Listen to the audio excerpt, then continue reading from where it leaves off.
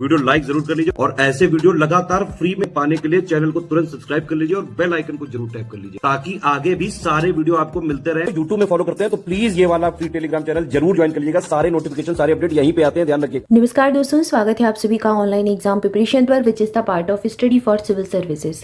दोस्तों आज के वीडियो में हम देखने वाले हैं मोस्ट इम्पॉर्टेंट टॉपिक्स की जो सीरीज चली है उसका नेक्स्ट पार्ट। और यहाँ पर हम कुछ महत्वपूर्ण टॉपिक देखेंगे। जैसे लास्ट वीडियो में हमने कुछ इंपॉर्टेंट चरित्र देखे थे, दादा भाई नौरोजी के बारे में पढ़ा था, उसके बाद लाला लाजपत राय के बारे में पढ़ा था।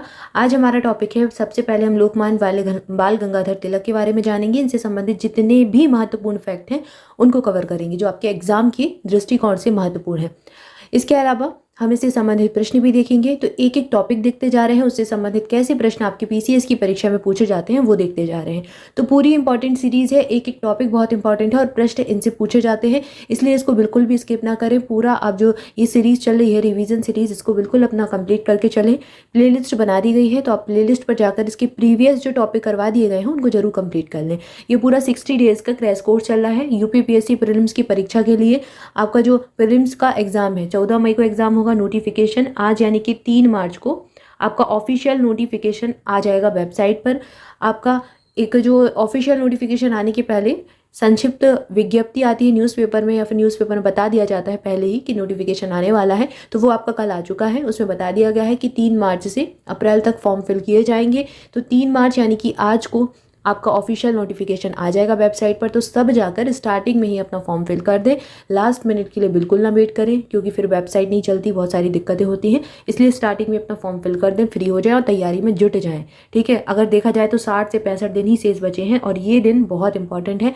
वैकेंसी अभी बहुत कम है, नंबर ऑफ पोस्ट जो बताई जा रही है 173 है, लेकिन हो सकता है पोस्ट बढ़ जाए। ठीक है, तो पोस्ट बढ़ने की संभावना है पूरी और बढ़ सकती है, तो इसलिए अपनी तैयारी में तो जुट जाएं और आपको एग्जाम देना ही है, अभी से बिल्कुल तैयारी कर लें। इसके अलावा 60 से 65 दिन का अगर आप क्रैश कोर्स ज्वाइन करना चाहते हैं स्टडी फॉर सिविल सर्विसेज का, तो आप ज्वाइन भी कर सकते हैं पेड वाला बैच, जहाँ पर आपको 780 पेज का पूरा स्टडी मटेरियल मिलेगा। इसके अलावा आपको टेस्ट सीरीज दी जाएगी, पेड क्विज दिए जाएंगे, पूरा गाइडेंस दिया जाएगा, प्लस डिस्कशन ग्रुप भी मिलेगा। तो इसमें 2-3 कैटेगरी है। आपको 780 पेज का जो मटेरियल है वो हर चीज़ में मिलेगा, चाहे आप 4000 वाला कोर्स लें, आप 6000 वाला कोर्स लें, आप 9000 वाला कोर्स लें, उसमें सब में आपको ये मटेरियल मिलेगा। लेकिन फिर धीरे धीरे और फैसिलिटी बढ़ती जाएंगी। जैसे जो 9000 वाला ग्रुप है उसमें आपको सारा कुछ मिलेगा। आपको पेड क्विज भी मिलेंगे, टेस्ट सीरीज भी मिलेगी, डिस्कशन ग्रुप भी मिलेगा, पूरा गाइडेंस भी मिलेगा और आपकी जो प्रॉब्लम है, जो समस्याएं हैं, उनका समाधान भी किया जाएगा। सारी चीज़ें उसमें मिलेंगी। इसके अलावा अगर आप सिर्फ पीडीएफ लेना चाहते हैं, सिर्फ स्टडी मटेरियल लेना चाहते हैं, तो सिर्फ स्टडी मटेरियल वाला ग्रुप ज्वाइन कर सकते हैं, या फिर आप सिर्फ टेस्ट सीरीज़ लेना चाहते हैं तो सिर्फ टेस्ट सीरीज ज्वाइन कर सकते हैं। सिर्फ आप प्रैक्टिस क्विज लगाना चाहते हैं तो सिर्फ आप प्रैक्टिस क्विज वाला बैच भी ज्वाइन कर सकते हैं। तो सारी कैटेगरी है, जैसे आप ज्वाइन करना चाहें वैसे ज्वाइन कर सकते हैं। डिस्क्रिप्शन में दी गई डिटेल को फॉलो कर लीजिए। इसके अलावा यूट्यूब पर आपको सारी चीज़ें देखने को मिलती ही हैं, जो भी पेड मटेरियल होता है उसके सारे वीडियोस आपको यूट्यूब पर मिलते ही हैं। तो आप लगातार चैनल के साथ जुड़े रहें, चैनल को फॉलो करते रहें, आपको सारे कंटेंट जो है मिलते रहेंगे। हमारे इतने सारे फ्री इनिशिएटिव चलते हैं, आप उनको फॉलो करके भी आराम से सिलेक्शन ले सकते हैं। तो कंटिन्यू बने रहें और जो भी आपको टॉपिक मिलते जाते हैं उनको डेली पढ़ते रहें। और जो पुरानी वीडियोज़ हैं या फिर पुरानी जो आपके टॉपिक कंप्लीट करवा दिए गए हैं, सिलेबस कंप्लीट करवा दिया गया है, उसको जरूर रिवाइज करते रहें। जैसे आर्ट एंड कल्चर हो चुका है यूपीपीएससी प्रीलिम्स के लिए। इसके अलावा अभी इंपॉर्टेंट कमिटीज़ चल रही हैं, इंपॉर्टेंट स्कीम्स चल रही हैं। तो कमिटीज़ में भी लगभग कई सारी कमिटीज़ हो चुकी हैं, थोड़ा बहुत कुछ बचा है तो वो कंप्लीट हो जाएगा। यूपीजी के आपका एक मेजर पार्ट होता है, ये कंप्लीट करा दिया गया है, तो इसको आप रिवाइज कर लें। तो ये सारी चीज़ें आप अपनी रिवीजन करके रख सकते हैं अभी से। चलिए अभी स्टार्ट करते हैं। आज का हम ये टॉपिक देखते हैं, लोकमान्य बाल गंगाधर तिलक के बारे में हमको जाना है। ये क्या है, लाल बाल पाल, जिसमें से हमने देखा था लाला लाजपत राय के बारे में हमने देख लिया था। अब बाल गंगाधर तिलक के बारे में पढ़ते हैं। इनका जन्म जुलाई 1856 में हुआ था। इनका जन्म बॉम्बे प्रेसिडेंसी के रत्नागिरी में एक चित्त पावन ब्राह्मण परिवार में हुआ था। इन्होंने स्वराज मेरा जन्मसिद्ध अधिकार है और मैं इसे लेकर रहूंगा, ये नारा दिया था। तो ये जो वाक्य था ये किसका था, बाल गंगाधर तिलक का था। एग्जाम में कई बार पूछा गया है, स्वराज्य मेरा जन्मसिद्ध अधिकार है और मैं इसे लेकर रहूंगा, किसका ध्येय वाक्य है, तो ये इनका ही था, लोकमान्य बाल गंगाधर तिलक ने दिया। महात्मा गांधी ने उन्हें आधुनिक भारत का निर्माता कहा। इन्हें आधुनिक भारत का निर्माता किसके द्वारा कहा गया, महात्मा गांधी के द्वारा। 1880 में उन्होंने गोपाल गणेश आगरकर, महादेव बल्लाल नामजोशी और विष्णु शास्त्री चिपलूनकर के साथ माध्यमिक शिक्षा के लिए न्यू इंग्लिश स्कूल की सह स्थापना की। तो जब न्यू इंग्लिश स्कूल बनाया गया 1880 में, तो उसमें कई सारे लोगों के नाम थे, जैसे कि गणेश आगरकर थे, महादेव बल्लाल नामजोशी थे, विष्णु शास्त्री चिपलूनकर थे, और इनके साथ ही एक नाम जुड़ा हुआ था लोकमान्य बाल गंगाधर तिलक का। तो ये भी इसमें शामिल थे। इसके बाद 1884 में उनके द्वारा दक्कन एजुकेशन सोसाइटी की स्थापना हुई। तो ये एक इम्पॉर्टेंट फैक्ट है। वे उदार और लोकतांत्रिक आदर्शों के प्रसार के लिए अंग्रेजी भाषा के एक शक्तिशाली उपकरण मानते थे। तो ये अंग्रेजी भाषा के पक्षधर थे। आपको इतिहास में दो पक्ष देखने को मिलते हैं, कि हिंदी भाषा के पक्षधारी और एक अंग्रेजी भाषा के पक्षधारी, जो चाहते थे कि जो शिक्षा का माध्यम हो वो अंग्रेजी भाषा हो। तो उनमें से एक ये चाहते थे कि अंग्रेजी भाषा एक शक्तिशाली उपकरण, ये मानते थे लोकतांत्रिक आदर्शों के प्रसार के लिए। 1885 में सोसाइटी ने पुणे में फर्ग्यूसन कॉलेज की स्थापना की। वह कुछ समय के लिए वहां पर गणित के प्रवक्ता भी रहे। 1890 में उन्होंने सोसाइटी से इस्तीफा दे दिया और वे कांग्रेस में शामिल हो गए। तो ये जो कांग्रेस में शामिल हुए 1890 में हो चुके थे। उन्होंने 2 साप्ताहिक समाचार पत्र शुरू किए। इनके साप्ताहिक समाचार पत्र से एग्जाम में कई बार प्रश्न पूछा गया है। तो इनकी लैंग्वेज भी याद रखनी है। जैसे जो केसरी है ये मराठी भाषा में निकलता था, और जो द मराठा है ये अंग्रेजी में निकलता था। कंफ्यूज नहीं होना है, मराठी में जो था वो केसरी था और मराठा जो था वो अंग्रेजी में था। दोनों इंपॉर्टेंट है, दोनों से प्रश्न एग्जाम में पूछा जा चुका है। इसके बाद आगे देखते हैं। 1897 में पुणे में ब्यूबोनिक प्लेग पर महामारी अधिनियम 1897 के प्रावधानों के विरुद्ध उनके लेखन के लिए उन पर राजद्रोह का मुकदमा भी चलाया गया था। तो ये एक ऐसे व्यक्ति थे जिन पर राजद्रोह का मुकदमा भी चल चुका था, लोकमान्य बाल गंगाधर तिलक। ये आपसे पूछा जाता है कथन, और उसमें पूछा जाता है जैसे कि निम्नलिखित दिए गए कथनों में से कौन सा सही नहीं है, वहां पर एक फैक्ट आपको ये डाल देंगे।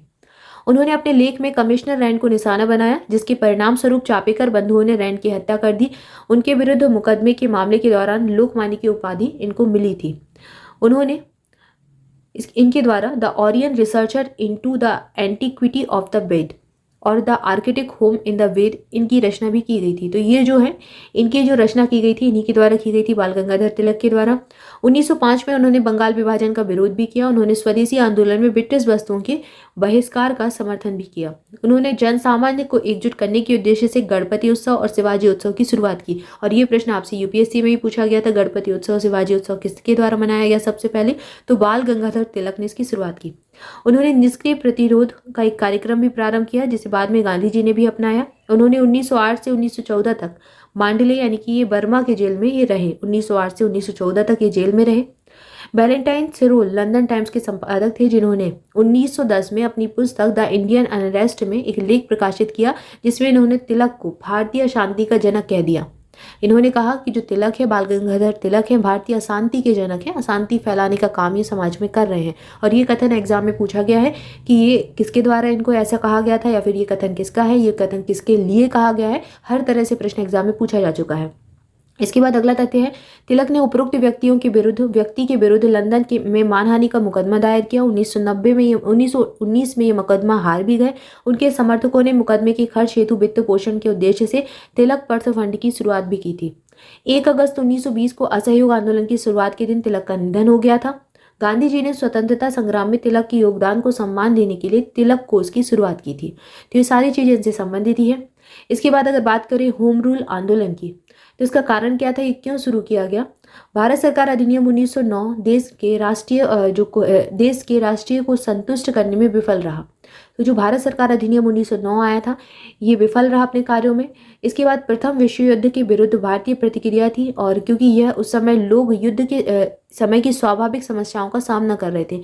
उस समय जो है 1900 के आसपास का जो समय था, 11 के आसपास का, ये प्रथम विश्व युद्ध चल रहा था। तो उस समय देश इन्हीं समस्याओं से सामना कर रहा था। तो उस कारण से होम रूल आंदोलन जो है सामने आया, ये देखा गया। भारत में स्वशासन स्वराज्य प्राप्त सुनिश्चित करना, ये सब इसका उद्देश्य था। क्योंकि जब लोगों ने देखा कि हमें तो युद्ध में झोंका जा रहा है, तो हमें भी कुछ करना चाहिए आज़ादी के लिए, तो इस तरीके की फिर चीज़ें संस्थाएं सामने आई। जन सामान्य के बीच राजनीतिक शिक्षा को प्रोत्साहन करना इसका उद्देश्य था। भारतीयों के लिए व्यापक राजनीतिक प्रतिनिधित्व की मांग करना इसका उद्देश्य था, और राजनीतिक निर्वात को भरना इसका उद्देश्य था। तो ये सभी होम रूल आंदोलन के उद्देश्य थे। आयरिश होम रूल लीग की तर्ज पर दो भारतीय होम रूल लीग की शुरुआत की गई। एक था तिलक होम रूल, जो तिलक होम रूल लीग था, दो थे, एक था तिलक के नाम से और एक था एनी बेसेंट के नाम से। तो तिलक वाला जो था, इन्होंने 1916 में इंडियन होम रूल लीग की स्थापना की। इसकी पहली होम रूल बैठक बेलगाम में आयोजित की गई। लीग का मुख्यालय पूना में था। इस लीग ने बम्बई को छोड़कर महाराष्ट्र, कर्नाटक, मध्य प्रांत और बरार में काम किया। जोसेफ वेफेस्टा को इसका अध्यक्ष बनाया गया, सबसे पहले अध्यक्ष बने। एनसी केलकर को इसके सचिव के रूप में नियुक्त किया गया। तो ये तिलक वाली जो होम रूल लीग थी उससे संबंधित महत्वपूर्ण तथ्य हैं और एग्जाम में यही वाले ज़्यादातर पूछे जाते हैं। इसके अलावा आपसे एक प्रश्न पूछा जाता है, निम्नलिखित दिए गए नेताओं में से कौन होम रूल लीग से संबंधित नहीं था? तो तिलक का नाम दे देंगे, एनी बेसेंट का नाम दे देंगे और इसके अलावा जोसेफ वेफेस्टा का नाम दे देंगे। तो आपको वहाँ पर छांटना होगा। तो तिलक भी थे, बेसेंट भी थे, ये सब इससे संबंधित थे। बेसेंट की अगर बात करें, एनी बेसेंट ने, इन्होंने सितंबर 1916 में मद्रास में इसकी स्थापना की।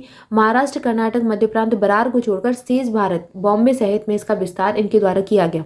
यह तिलक की लीग की तुलना में कम संगठित थी। जॉर्ज अरुडेन को इसका सचिव नियुक्त किया गया। BW वाडिया और CP रामास्वामी अय्यर इसके सदस्य बने। इसमें जवाहरलाल नेहरू, जमुना दास, द्वारका दास, इंदुलाल याग्निक जैसे युवाओं ने भी भाग लिया।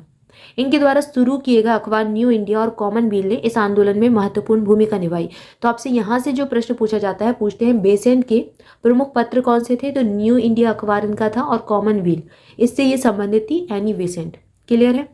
इसके बाद आगे देखते हैं, Akhil Bharatiya home rule league 1920 में समाप्त हो गई क्योंकि इसका कांग्रेस में विलय हो गया, जिसके अध्यक्ष के रूप में उस समय महात्मा गांधी को चुना गया था। अब इससे प्रश्न कैसे पूछे जाते हैं, जैसे कि डेक्कन एजुकेशन सोसाइटी की सह स्थापना किसने की थी? तो इससे कौन जुड़े हुए थे? बताइए। ऑप्शन दिए गए हैं, दादा भाई नौरोजी, CR दास, स्वामी विवेकानंद और BG तिलक। तो बाल गंगाधर तिलक का नाम इससे जुड़ा हुआ था। ऑप्शन डी सही उत्तर हो जाएगा। अगला प्रश्न है, निम्नलिखित में से किसी भारतीय शांति का जनक माना गया है? तो ये किसके लिए कहा गया है? BG तिलक यानी कि बाल गंगाधर तिलक के लिए कहा है। बैरेंटाइन सलून ने इनको कहा है भारतीय शांति का जनक। तो यहाँ पर ऑप्शन सी सही उत्तर हो जाएगा। इसके बाद अगला प्रश्न, यहाँ पर यही प्रश्न थे और इसके आगे हमारा जो अगला टॉपिक है वो है शहरीकरण। हम शहरीकरण के बारे में जानेंगे अगले वीडियो में। तब तक के लिए आप सभी चैनल के साथ जुड़े रहे। इसके अलावा अगर आप स्टडी फॉर सिविल सर्विसेज के पेड ग्रुप ज्वाइन करना चाहते हैं किसी भी एग्जाम के लिए, तो इन नंबर्स पर कॉल करके जानकारी ले सकते हैं, आपको पूरी इन्फॉर्मेशन मिल जाएगी। वीडियो को लाइक जरूर कर दें, चैनल के साथ जुड़े रहें। चैनल को सब्सक्राइब नहीं किया है तो सब्सक्राइब भी कर दें। मिलेंगे नेक्स्ट वीडियो में। Thank you so much.